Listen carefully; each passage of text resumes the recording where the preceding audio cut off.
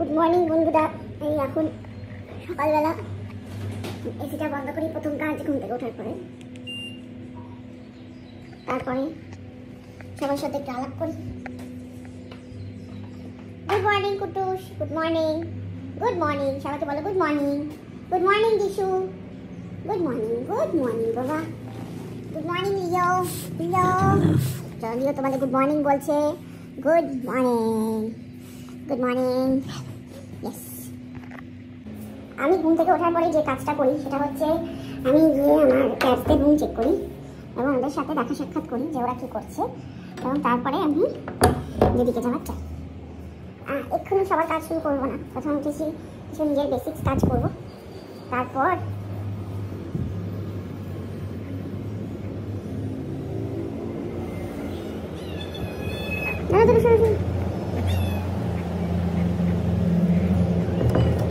Good morning. Good morning, কেমন আছো সবাই? হ্যালো, সবাইকে good morning. Good morning, good morning. এই রুমটা ওদের জন্য। এই তো খেতিমা আর ঠিক আছে দেখি।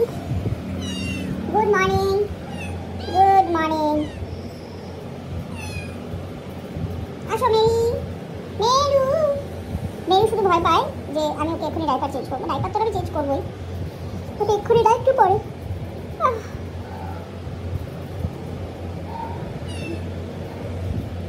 সারাদিন মারামারি করে এরা, প্রায় মারামারি করে। এবং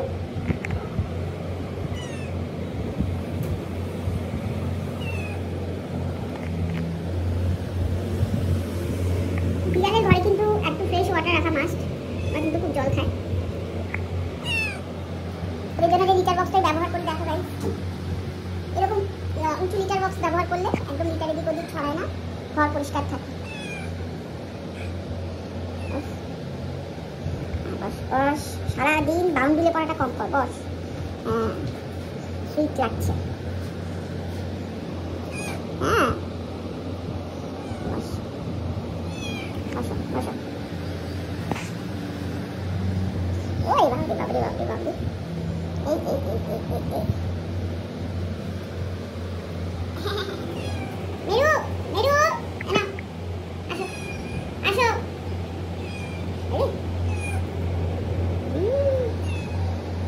এখানে আছে গোল্ডি আর হচ্ছে মিউ। গাইস আমি ক্যাটের রয়্যাল ক্যানাইন 32 দিই। এটা 15 কিলো ব্যাগ, কারণ আমার অনেক ক্যাট আছে। তো ইন্টারনেটে অলওয়েজ আমরা দেখি কথাবার্তা লোকে বলে যে পিওর পেট ভালো না রয়্যাল ক্যানাইন ভালো অ্যান্ড অল। এটা তো খুব এভিডেন্ট যে পিওর পেট যেটা আছে সেগুলোর দাম কম, রুলস দাম কম। তো দামটা যখন কমে যাচ্ছে তাহলে প্রোটিন কোয়ালিটিটা অটোমেটিক ডিক্রিজ করে যাবে। বাট যাদের পক্ষে সম্ভব না, যারা কিছু একটা খাওয়াতে চাইছে, স্পেশালি স্ট্রিট ক্যাটসদের, হ্যাঁ অতটা তাদের সামর্থ্য নেই, সেক্ষেত্রে pure pet is a good choice. But আপনার বাড়ির পোষ্যর জন্য যদি আপনি চুজ করেন সেক্ষেত্রে তো একটু বেটার চুজ করাটাই ভালো। আমি ফিট 32 চুজ করেছি। ফিট 32 খাওয়ানোতে আমার কোনো প্রবলেম নেই, আমার ক্যাট ভালোই থাকে। আর আমি আমার মেরি খাই হেপাটিক ডগ ক্যাট ফুড, আর ফিট 32টা আমি ব্যবহার করি এবং আমি বেশ স্যাটিসফাইড। আর পরে দেখাবো। এখন আপাতত একটা মোমেন্ট আমার ডগ কী খাচ্ছে। কুটুসকে দিব হচ্ছে রয়্যাল ক্যানাইন রেনাল। ওর শীতেরই সমস্যা আছে, তাই ও সবসময় রেনাল ফুড খায়।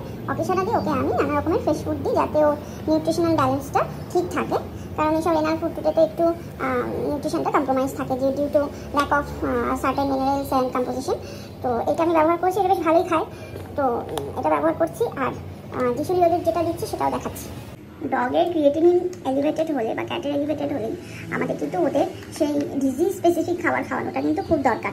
অনেকেই ভাবে যে কিডনি পেশেন্ট, আমি মাছ দিয়ে ভাত দিই, বা আমি আরও কিছু চেঞ্জ করে দিচ্ছি, মাংস মাছ দুটোই বাদ দিয়ে সবজি দিয়ে ভাত দিচ্ছি, বা শুধু দই ভাত খাওয়াবো, তাতে কিন্তু খুব সমস্যা হয়ে যাবে। বিকজ রেনাল ফুডগুলোতে not only the protein is restricted but also the ions are optimised, minerals are optimised. সেটা কিন্তু একটা রেনাল পেশেন্টের ক্ষেত্রে ভীষণ জরুরি। তাই কখনো ক্রিয়েটিনিন যদি হাই থাকে, এলিভেটেড থাকে, বা নিউরিয়া এলিভেটেড থাকে, সেক্ষেত্রে অবশ্যই কিন্তু খাবারটা আপনাকে বুদ্ধিমানের মতন কিন্তু চুজ করতে হবে।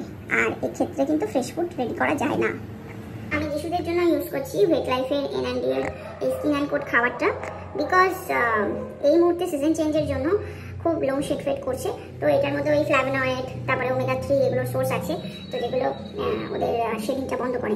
তো স্কিন রিলেটেড মানে যদি তোমরা চাও যে স্কিনে উজ্জ্বলতা আসুক আর স্কিন মানে ভালো থাকুক, ভালোভাবে লোম উঠুক, সেক্ষেত্রে কিন্তু তোমরা এই খাবারটা অবশ্যই ব্যবহার করতে পারো। এবং এই খাবারের সাথেও কিছু সার্টেন কি বলবো, আরও কিছু জিনিস আছে যেগুলো অ্যাড করতে হয়, সেটা আজকের ভিডিও না, অন্য ভিডিওতে দেখাবো। আর এই খাবারটাও দেখাচ্ছি। মেরি যেহেতু প্যানক্রিয়াটাইটিস আছে সেজন্য ও ওয়েট লাইফে হেপাটিক খায়। আজকের ভিডিওটা এতটাই গাইস, জানিও কেমন লাগলো। পরে খাবারের ওপরে আরও বিস্তারিত ভিডিও দেওয়ার চেষ্টা করবো। Thank you, tata, good day, ভালোভাবে কাটিয়ে সবাই।